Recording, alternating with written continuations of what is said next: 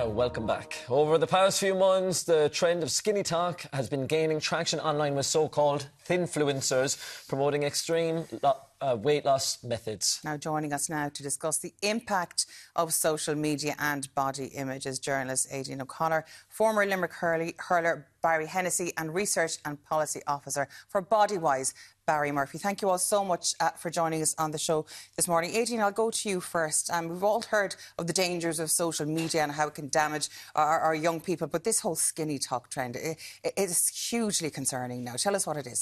So Skinnytok is like a subculture on TikTok, which is kind of dedicated to the pursuit of thinness. So there's a lot of videos about what I eat in a day, exercise. I came across it quite randomly. I'm on a bit of a health kick, so I was obviously engaging with content like that. One night I was sitting down having my nightly purple snack, as you do, and I was about to put it in my mouth and this video came up and this girl was like, "Why do you need a treat? You're not a dog."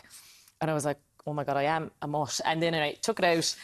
I saw the hashtag Skinnytok, went in to the hashtag, and then I just came across this barrage of videos that are just, you remember back in the days, like size zero, back in the noughties, that really intense kind of approach to weight loss, that kind of thing. Yeah.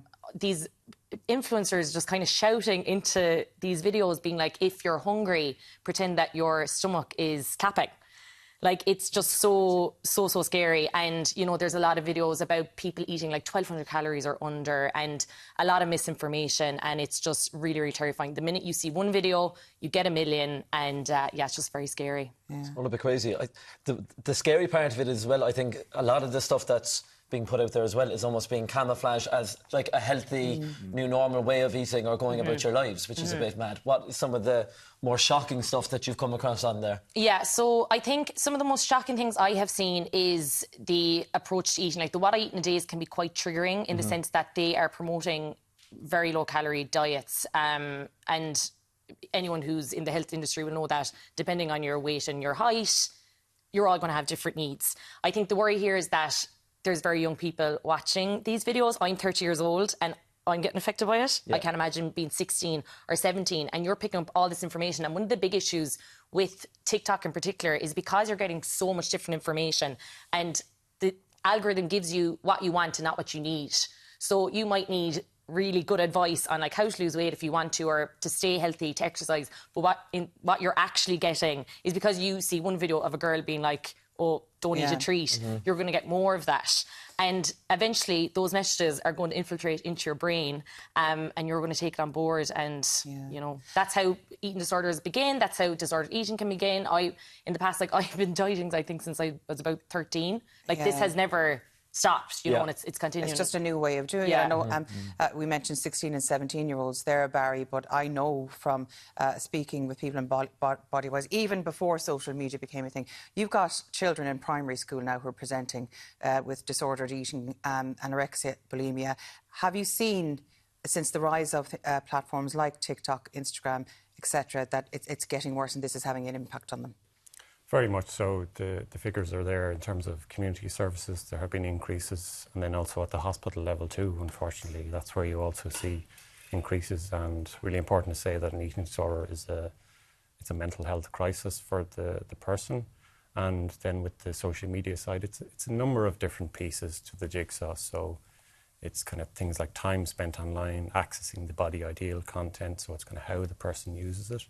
Then those systemic issues like the algorithm, which clearly is a problem and hasn't been fully addressed. And then the quotes, like the dog one Aidan mentioned earlier. So sometimes it's the content itself, and then it's the commentary that surrounds it. So I've seen it before where there's a video and then the video is ranked in the comments based on kind of a scale system. And it's like, this person is 10 out of 10. And there are things said online that generally we wouldn't say to our brothers or to our sisters or to a friend. And yet in the online space, there is that kind of tearing down of other people. So, yeah, I remember before, when we were probably talking about the whole size zero phenomenon, Kate Moss famously said, nothing tastes as good as skinny feels. But that was in a magazine. Imprinted in our minds. Yeah, but now it's online and it's everywhere. Yeah, and the thing is, you don't have to even actively go about looking for it, like what we said. I remember even one time I was trying to purchase new protein powder. I was just having a look and I was looking at things online, and that started to be reflected in the algorithm again, which just it's just so dangerous. And what they've started to do, and I think for parents who won't be very aware, is that if you write skinny or any word along those lines into the TikTok search bar, you will get information for the likes of body-wise. But unfortunately, they've kind of started to work around it. So they'll change the wording to SKINNI. And that means that a lot of this content is filtering through the cracks, because I spoke with TikTok and they said that they have, you know, the measures in place. But I think some of these videos, when you watch them first, you don't think that they're that disconcerting, but then once you look into it, they're really, really dangerous. Barry, we'll bring you in here. I suppose people looking at you back in the day would have said, oh, what a healthy young man. He's playing hurling for Limerick. He's obviously got all the education about nutrition, the sports psychology and everything like that. But during that, you were having a huge battle with eating disorders. Tell us about that. Yeah, Elaine, it was mad, I suppose. I was fortunate in a way that social media wasn't as prevalent. I suppose my condition had started. I remember for me it was sitting down at the computer and looking at bodybuilding.com and starting into the side of supplements.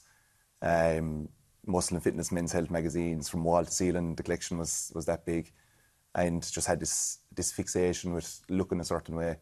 And I suppose masking it in playing inter-county hurling, for me it was, I convinced myself that this is what an elite athlete should look like, and the extremes that they go to look like this. And it's a physique that's so attainable 24/7, 365, you know. But in reality, I think naiveness, you don't realise what actually goes into people looking the way they do for that magazine or on that platform or whatever it was, that it's only for a brief period.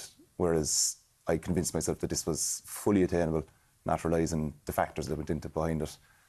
So I suppose I was able to hide it because of who I was, and the fact that I was an inter-county hurler. The restriction part of it, people just, I suppose, labelled it as discipline, more so that, you know, that he's to eat healthily, he's to sleep, he can't go out, etc., etc.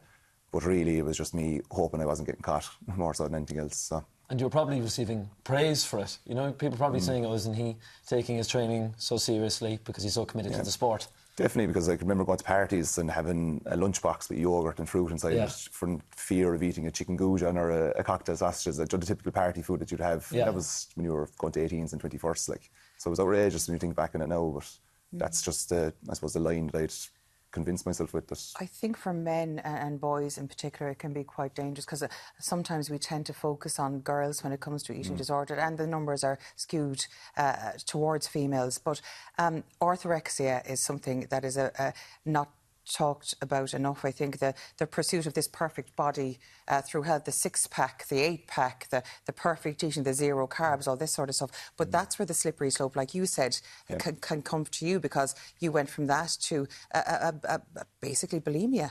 Yeah, like serious calorie restriction. It's Madeleine, because what Aileen was saying there, I didn't really realise what Skinnytok was until the last couple of days. I went down the rabbit hole then on TikTok, and it's amazing when you like something on the algorithm, how you're just bombarded. And I did this feeling in the pit of my stomach after watching the first video of going, for me, it obviously hit a nerve massively. So I can only imagine what emotionally vulnerable people that maybe aren't diagnosed or unaware of what they're currently going through themselves at the moment, how they're feeling looking at these. Even as simple as liking something like supplements online, and next minute you're bombarded. So it's anabolic steroids or, you know, other vitamins and minerals that you can take, and it's a whole other world that's opening then as well. You know, that's very impressionable young men are unfortunately falling victim to, really. Yeah. That's the thing, I suppose, even if people are just like into going to the gym and into their sport, it doesn't take long for that algorithm just to become a bit crazy. Or even I find myself, like sometimes I'll have to unfollow certain content creators because I'm like, actually, I'll go online and sometimes all I'm seeing is this picture perfect physique, these lads with huge muscles, and sometimes it's just not good for you, you know what I mean, to be consuming it, even though they mightn't actively be pushing this negative message of, you know, restricting your diet and everything else. It's just, sometimes we just need a bit of a break from it. Yeah, you have to be aware, I think, when you're on social media, is that, you know, and there's a lot of creators there, they're making money off of this. Yeah. They are either trying to sell you something, whether it's a product or an ideal, or they want you to buy something. Now, not everyone is like that, but I think we have to be very aware of that. And I think what's kind of happened, unfortunately, for boys and girls is that we're no longer seen as like a vessel that holds a human body. It's a marketing tool, you know, and we're all part of this ecosystem now. And I think like one thing to remember, and it's something I've started to do now, is when I am scrolling through TikTok and I see these types of videos, you can click the I'm not interested button, and I have started to do that all the time now because it's just way too much. And I know that some of the social media companies can kind of compete with each other. They're like, well, they're doing this, but they're all part of this really dangerous ecosystem. It's all about the money. We have to remember that, but you can like realign your algorithm. You can do that, and you have more control than you think. I think it's happening too. If you're a teenager, you're not going to be doing that. You're not going to know. One image that went viral actually this week, we've the image of Ollie Murs, of course. He's with his 8-pack there, the before and after. And actually, ironically enough, the big debate online was, I saw one survey, women, which one do you like better? They much prefer the before and the after. And I actually did speak to someone who's involved in training Ollie, and he said he's going on tour and he wanted to be at his peak physical fitness, so he whatever shredding is, I don't know, he trained a lot, was very strict in his diet and shredded, but that was for an end result which was a grueling, like these tours can be physically grueling, but that's not the context that was given in this. So Barry, when you look at something like that and you have got people who are at home looking, oh my God, 3 months went from that to that, I should do this as well. If you're in any way vulnerable or you're in any way open to being triggered, it can be madly problematic. Absolutely, and sometimes the problem with social media, it's that condensed messaging where the start of the video might say January and then it'll jump to June and then in the next shot, and then there's this big change in the person. But you don't get much context. You don't really see what's motivating them. So behind the scenes, you don't know their life, and yet this is what's presented of them in the social media space. I saw a video last year of Jake Gyllenhaal, the actor, preparing for a role, doing all the routines, getting in shape, and obviously has a private coach and everything. And there's a key message then when they shifted to the diet point. He said, it's not sustainable.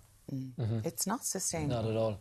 And even then, I suppose we touched on the Ollie Murs photo there, and one thing that kind of struck me was in the comments and people just feeling like that about, because he was a man, it was kind of fair game for everyone to give their 2 cents, and everyone was kind of saying, I preferred before when he had the dad bod and stuff, but it is an issue, I suppose, that is affecting men as well, so we need to be more conscious of it. I need to ask you because of this, because I know from people that I've spoken to over the years, and unfortunately the stats when it comes to eating disorders are still ridiculously high.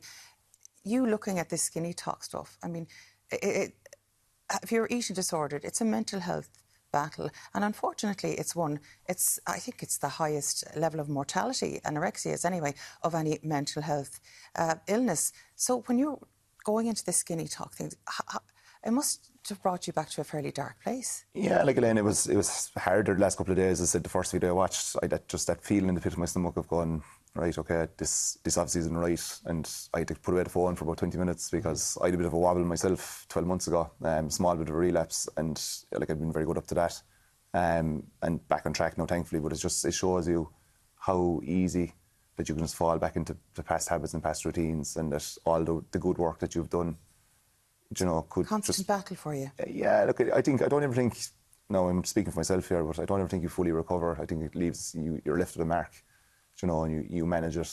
I always like mine to an addiction earlier, where it's a day-by-day kind of thing, and just understanding yourself, understanding your past triggers, and just, Nadine used word control there a while ago, just trying to make sure that you stay in control as much as possible. Yeah. I suppose having girls in your life now has really sharpened your focus, though. Yeah, definitely. I have two little ladies, and recently a son as well, so yeah, a gentleman's family plus a spare. Yeah, that's it.